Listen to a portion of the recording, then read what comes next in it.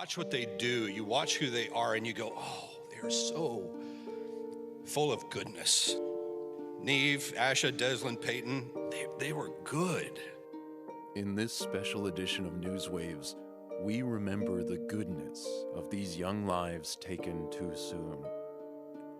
Amidst their grief, friends share memories, and community members bond together. They will forever be our four.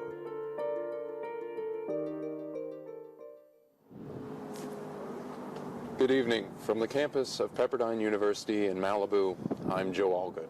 And I'm Carolyn Kimball.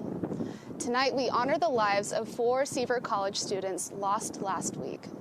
Those who knew them best knew they were each good in their own special way. We begin with shared memories.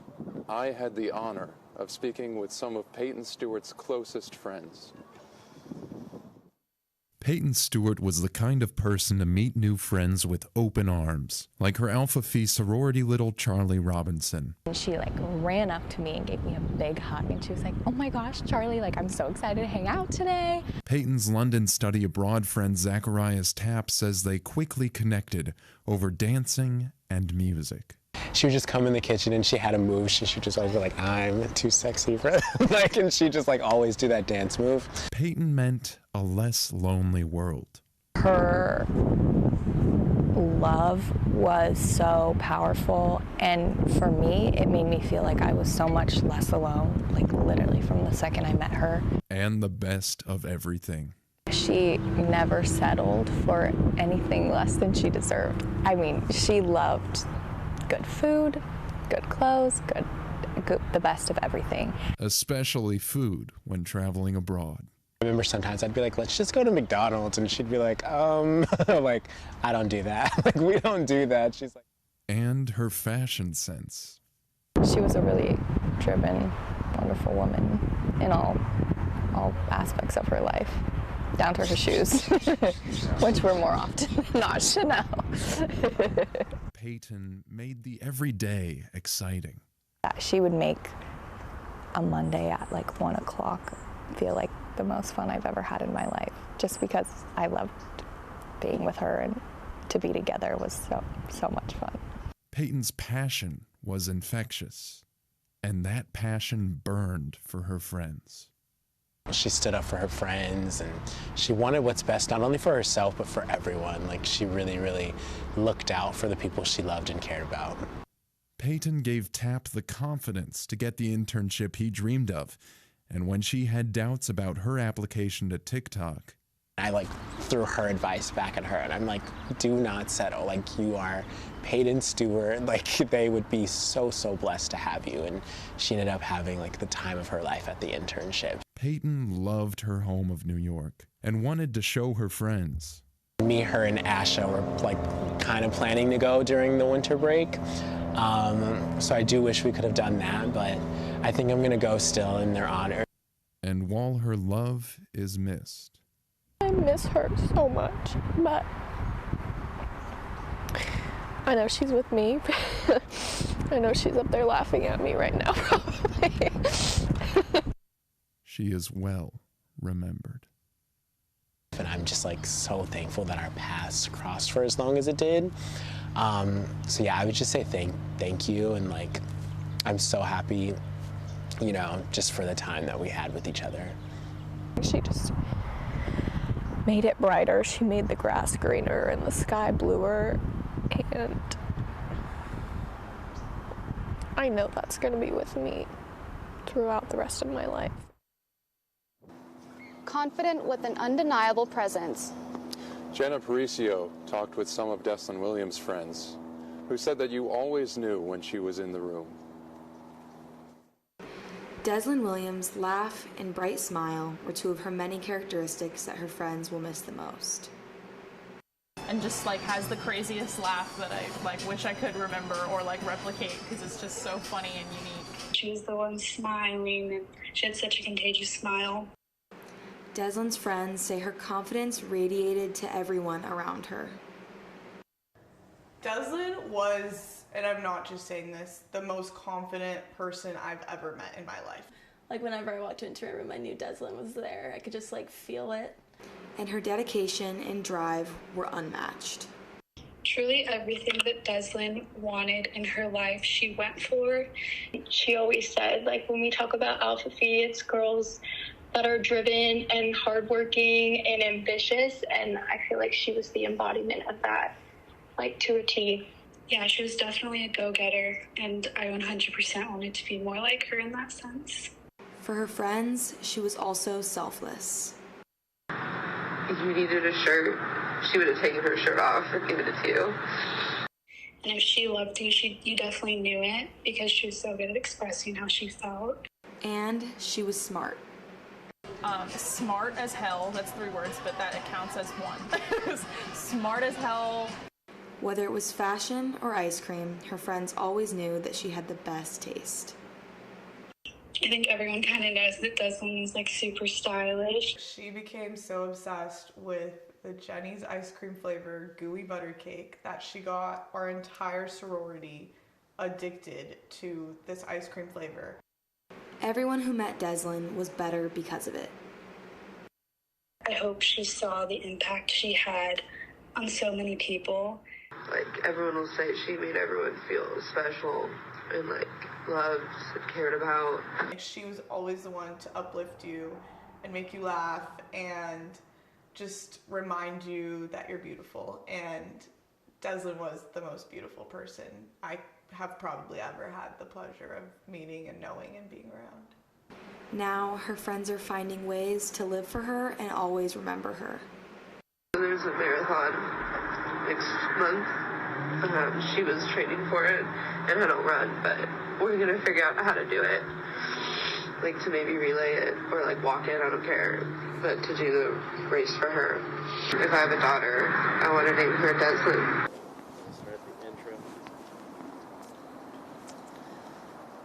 That was Jenna Paricio reporting. Love life, be happy. This was the motto that Neve Rolston's friends said she lived by. I had the honor of speaking with her friends about her joyful spirit.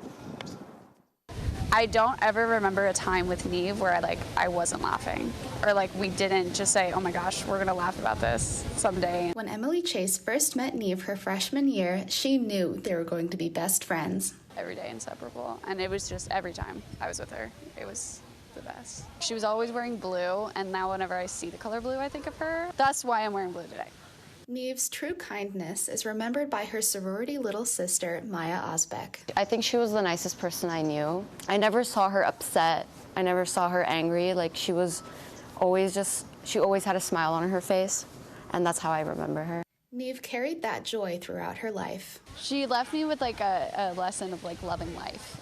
Whenever I had a problem, she would just be such a good listener, and she would give the best advice even when I didn't know I needed it. And she touched those around her with her laughter. She just had the most infectious laughter. When she was laughing, there was no way you weren't laughing, either at her or with her. Neve was a role model for Maya. She taught me that I need to be come out of my shell a little more. Just seeing how she's able to just always put a smile on people's faces. I think that's something that she inspired me to do. Now, in the little details, Emily sees Neve. Flowers. She loves flowers. I think of her when I go to the beach, because that was kind of our favorite thing to do. Her friends will always remember her as a sweet soul. In AFI, but also out of AFI. She was a friend to a lot of people, and I would like her to be just remembered as someone that, always put a smile on people's faces. Everybody that knew her loved her, and I think they should remember her as a person to laugh with, a person who brought joy to everybody she met. And they know her words will always be with them. She always knew the right thing to say to get me back on track of this is life, love life, be happy. I know she's still saying that to me now. Although this reporting has been difficult, it's also been really healing. Wise and beautiful in spirit and with her words, Abby Wilt spoke with friends of Asha Weir who were inspired by her. Asha was wise and was a friend who listens well and loves well. Or she just understood me in such a unique way, and I think she had a beautiful way of doing that with everyone she connected with. which is why I feel like everyone almost felt like they were her best friend because she made you feel like. EB met Asha her freshman year at Pepperdine when EB was a junior. It's one of those things where people would tell me, she looked up to you so much. You're like a mentor for her. And I just thought, she's my mentor. Since EB graduated, she and Asha always kept in touch.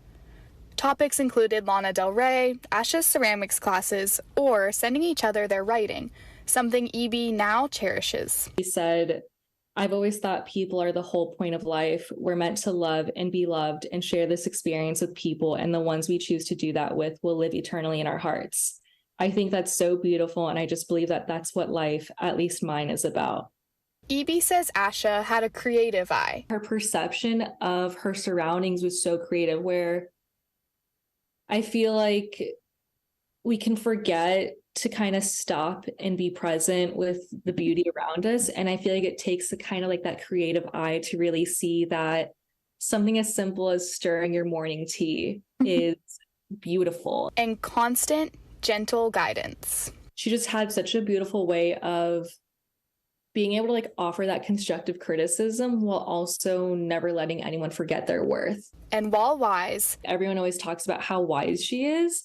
But I feel like it was almost deeper than that, or like it just felt so soulful. She was also always making people laugh. I love seeing the videos of her being silly and goofy because she was that, and I would catch glimpses of that every now and then. For Chris Weisner, Asha was his employee at the Malibu Chamber of Commerce and Vivid Candy, a marketing agency in Malibu. At work, she always stood out to him. She was fantastic. She was the girl that went the extra mile. And later, Asha became a babysitter for Chris's family.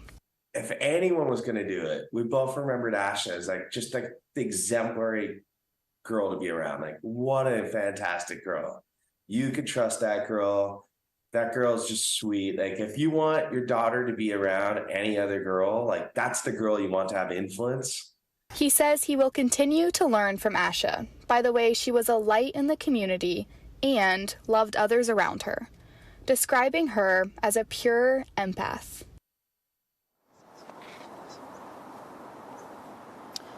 Still ahead in this special edition of NewsWaves, grief drives change for PCH. The proposed solutions to make Malibu a little safer. But first, 4 crosses, 4 angels, the special tribute high above Pepperdine's campus.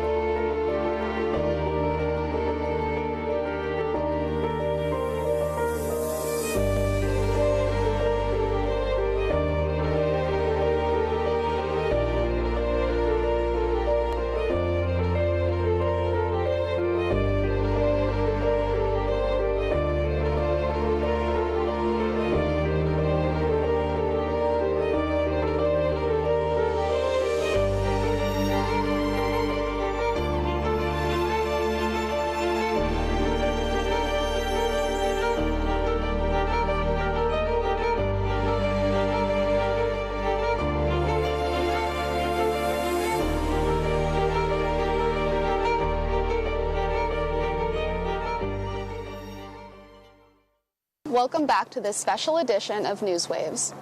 With the safety of everyone who lives by or drives the highway in peril, the city of Malibu is drafting an emergency declaration in order to free up enforcement resources to try and make PCH safer. Reporter Zoe Hunt was at the meeting that led to this decision. Malibu residents recognize that a highway running through the middle of their city is not normal or safe. People don't stand in the middle of highways and cross. They certainly don't run on it. They certainly don't bike on it. They don't parallel park on it. And there's certainly not pedestrians walking everywhere on it. Okay, you're up next. Residents lined up at Monday night's city council meeting to address the dangers of PCH and demand change. Here in Malibu, we're angry. For this tragedy need not have occurred. When we risk our lives going to the supermarket, when all too often our young and beautiful do not return home, the public is not safe. Why does it take something like this for anybody in this city to do? Where in this country are you afraid to walk into your front door? Malibu. You said Malibu's safe. It's not safe. The outrage also brought forth ideas for solutions. When someone says it's always been this way, it can never change. That is not true. It's not ever true. Things are different now. Residents are calling for speed cameras, more traffic enforcement officers, and a speed limit decrease. We all know that if you're driving anywhere and you see a strong police presence, you stop speeding. And that's what we need. More boots on the ground. Lower the speed limit. At 45 miles an hour and a place 50 miles an hour is the speed limit. That's too much for our local community. Others are suggesting that it is time to completely re-envision PCH. We need to reorient our perception of the road and think of it not as a highway, as a boulevard. Residents are not alone. LA County Supervisor Lindsay Horvath told the city she is committed to real change. We will not let the boundaries of government bureaucracy be the reason we do not take action. Captain C2 of the Lost Hills Sheriff's Department is also vowing to not back down. So this cannot be in vain. Captain C2, who had just met with the families of the victims before speaking Monday night, laid out a plan of 3 E's: education, enforcement, and engineering to slow PCH down. It's literally half the tickets we write are for speed on PCH. That's how big of the problem is. After the meeting, Captain C2 passed on a message to Pepperdine students, saying she sees the right people in place, including communication with the governor's office, to make change happen. But Malibu Mayor Steve Irving stressed that the community needs to keep the pressure on. We need to speak with a single and loud voice to everybody who can help us out. We can't do this by ourselves. Joining me now is Michelle Shane, who also spoke at that city council meeting on Monday. Michelle lost his 13-year-old daughter, Emily, in 2010 to a driver on PCH. Thank you so much for joining us, Michelle. And thanks for having me. Thank you for all the work that you're doing in the community to try and make Malibu just a little safer. Now, I wanted to have this discussion with you today just to learn more about the initiatives to make PCH safer. So I have a couple questions here. I wanted to start by asking, Captain C2 told NewsWaves that the immediate goal is analyzing the 2015 PCH safety report. The long-term goal is traffic cameras on PCH in a year. What else needs to be done in this initiative? Well, I think that what we have to do is we have to look at PCH in a whole, in the sense that there are a lot of issues. You have a lot of what I call noise going on. You have deliveries, you have bicycles, you have parking, you have speeding, you have just a lot of things going on at once, people trying to cross the road. And we've got to kind of deal with it. The speed cameras are, I believe, the first step, because it starts making people conscious that they're getting recorded and nobody wants to spend money for no reason. But there are a lot of other things that need to be done.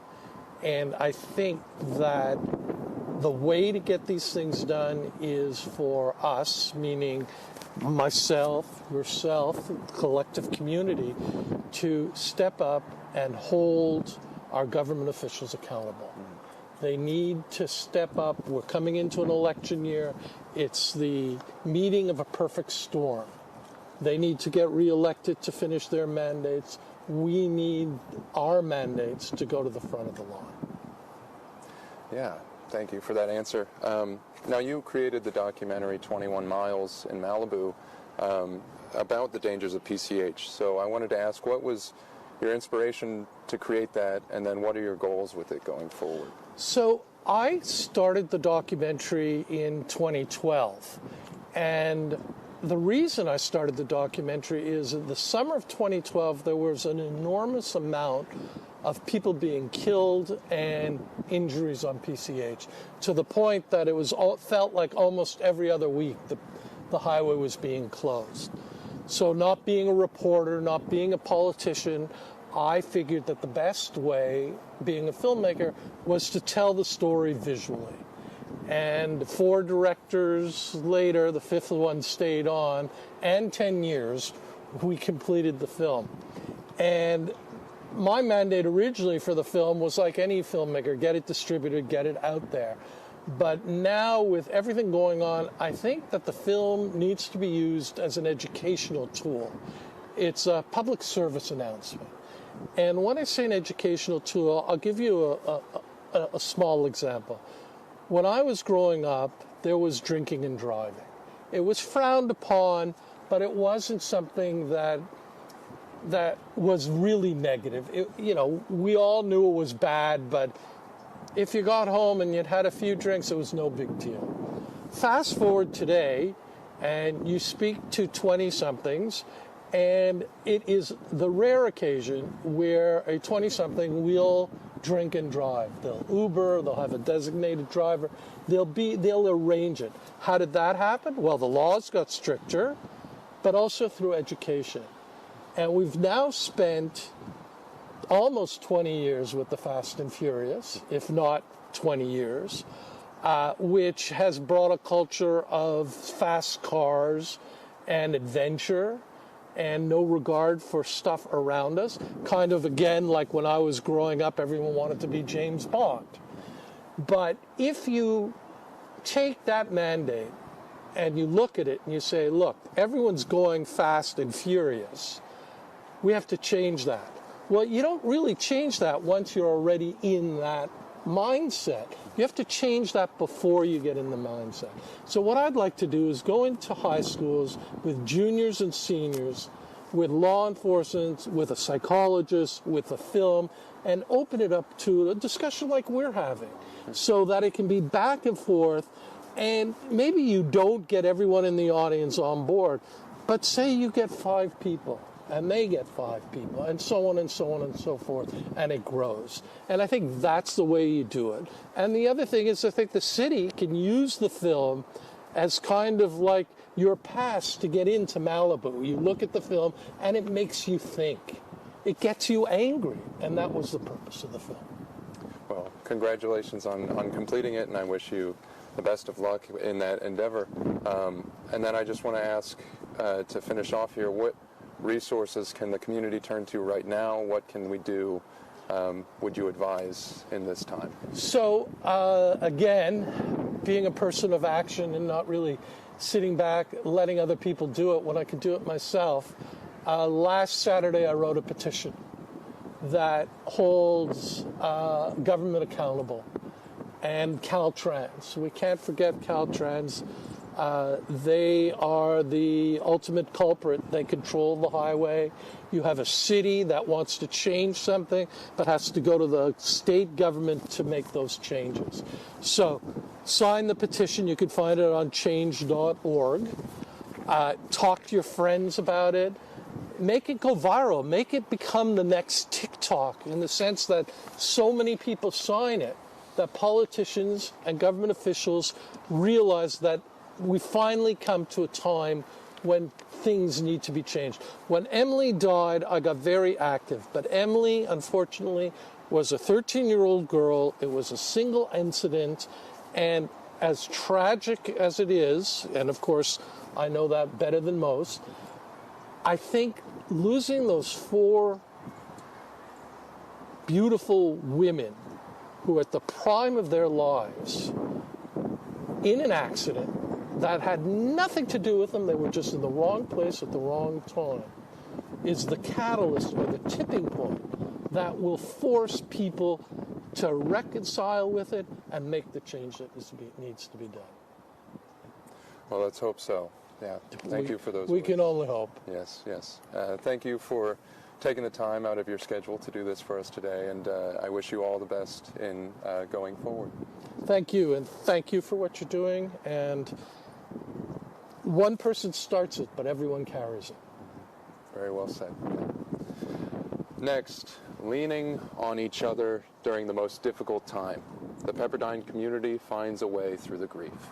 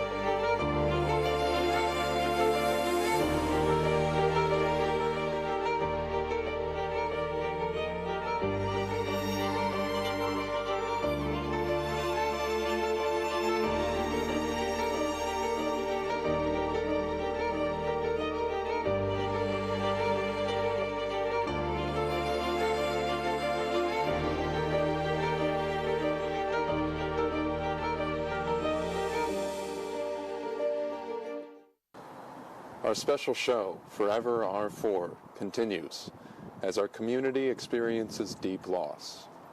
Abby Wilt reports they are finding ways to heal together. Healing together is a lot easier than healing by yourself. As the Pepperdine community navigates grief with the sudden loss of 4 seniors, community members are leaning on one another to find comfort. I've just seen the best of who we are and the best of people. And Associate Dean of Student Affairs Brittany Skinner says they are finding small moments of light in the midst of tragedy. Even though I know that they are hurting and grieving so much, to see the little glimmers of hope has been really special. I think there were tears and there was laughter, and to get to see that in some ways, I feel like it was healing. The community is there for each other and looking out for each other. I've watched people hanging out in the lighthouse, just sitting there, literally waiting for somebody who looks sad to sit down next to them. Tim Spivey has spent the last week organizing memorials on campus, speaking with close friends and family of the girls, and checking on his own 2 daughters who attend Pepperdine. Tried to be of service however I could. Spivey says he has vivid memories of the last week of watching students comfort each other, pray with each other, and hold each other through tears. All the Pepperdine community that I was just describing, from the faculty, the clergy, the other leaders on the campus, are over there praying with students. And then for about an hour afterwards. It was almost standing room only up on the ledge of the amphitheater, and it was students praying with students and hugging each other and consoling each other. Spivey says the best way to honor the girls now is to keep leaning on each other and loving each other through this season of grief. I think it was really meaningful for the families to know that this community was special. Their daughters loved this community, and their daughters were so loved by this community.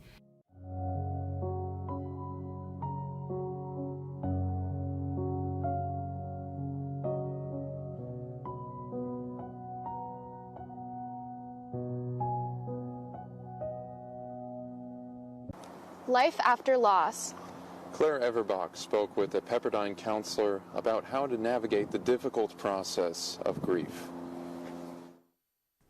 Well, thank you so much, George, for being here with us today. As the Pepperdine community grieves together during this time, what do you have to say about grieving while still maintaining a sense of hope in your experience as a Pepperdine counselor? First and foremost, grief is such a multi-layered, multifaceted, complex process, and one that is very unique to the individual. And for many students on our campus right now, it's potentially the first time they've had to grieve and they've had to go through this. And with that comes potentially a level of difficulty.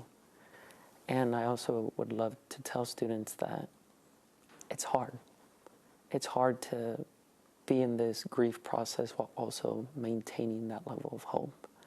And that in whatever position they're in currently, that's perfectly normal and okay. What would you say to young people who have never experienced a loss like this before and might be feeling like this darkness won't end? For those students in particular who may be encountering grief for the first time, I would say that first and foremost that please try to practice a level of self-compassion with yourself. Please try to be nice to yourself as you embark on this journey. And in practicing that self-compassion, I also would love for students to be patient with themselves. Be patient as you grieve. What do you have to say to people who may be feeling guilty, whether it's for feeling sad when they didn't know these people personally or feeling guilty for smiling or laughing after such a tragedy? To those students or professors who emotions might be all over the place, I would say that it's okay. There's potentially a lot of invalidation going on, and I'm wanting us as a community to steer away from that. Right now we need support from one another, from each other, and those emotions and feelings, whatever they may be, are telling us a lot. For a community that's so close-knit like Pepperdine, what are the positives and negatives of collective grief? When thinking about collective grief, I'm not sure there's many drawbacks or negatives. I hope people feel that sense of community, feel that sense of closeness as we all try to rebuild, and that you're not alone in this, and that in this collective grief, if we can pull together as a community, we can move forward to continue to have hope, to continue to look forward to more brighter days, and be able to be there for each other in the ways that we would want to. So Pepperdine is in a unique place in that way, and I do hope that the students can take care of themselves in whatever way they may need to as we continue to mourn and we continue to grieve. Well, George, again, thank you so much for sharing your thoughts and being here today on how the Pepperdine community can navigate this difficult time together.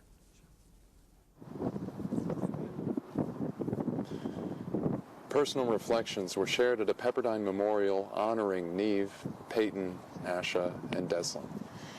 Gabrielle Salgado captures the strength and beauty of their closest friends and family. We're here to remember, well, the lives of who my wife affectionately calls our girls. To remember the lives of Asha Weir, Neve Ralston, Deslin Williams, and Peyton Stewart. Pepperdine gathered in Firestone Fieldhouse Sunday to honor the 4 seniors who lost their lives in a crash on PCH and remember the impact they had on the campus community. Friends, Peyton, Asha, Neve, and Deslin were our best friends, our sisters. They were everything. And teachers reflected on the big loss. The beauty of having small classes is that we know who is present. And for us, most heartbreakingly now, we know who is absent. Their absence was met with stories of their childhoods, their college years, and hopes and plans. From Neve's radiance as a child, and from the time she was a little child, she made a lasting impression on so very many people, to her genuineness as a friend. She is patient and selfless and wants everyone to feel like they are enough and worthy of all the best things in life. From Peyton's love for her little sister. When she saw Kathleen for the first time, she touched her and smiled, saying, "I'm your sister, Peyton." To her qualities as a sorority sister. Peyton is everything good. She's ambitious like no other, always teaching me how to prepare for my future. From Asha's ability to comfort her family. She had the gift of being such a comfort to others. She had the ability to suppress her own worries and try to make things better for others. To the comfort she brought to her friends. Asha was always so gentle and wise. She was someone I could always count on for the best advice, someone I could really talk to. From Deslin's strong spirit and smile. Well, maybe I should say the bright and loud light that enters a room and brightens up everybody's day with a bigger-than-life personality and a very winning smile. To her zest for life admired by her friends. Her energy was so refreshing, so positive about everything. I admire Deslin's confidence more than anything. Deslin's dad ended his speech with a message, reminding everyone in attendance to drive safe. Speeding kills. Maybe you, the driver, or someone else. Or in this case, 4 beautiful innocent girls standing by the side of the road. Pepperdine's president Jim Gash announced that a memorial of 4 lights will be put up to shine on campus in remembrance. Because for as long as there is Pepperdine, we will remember these 4. Neve, Asha, Peyton, and Deslin touched the lives of many. They will be forever remembered here at Pepperdine and beyond. From our memories of them to their legacies, we made this show in their honor, as well as those members of our community who have passed away. Thank you for joining us tonight. We wish you a peaceful evening.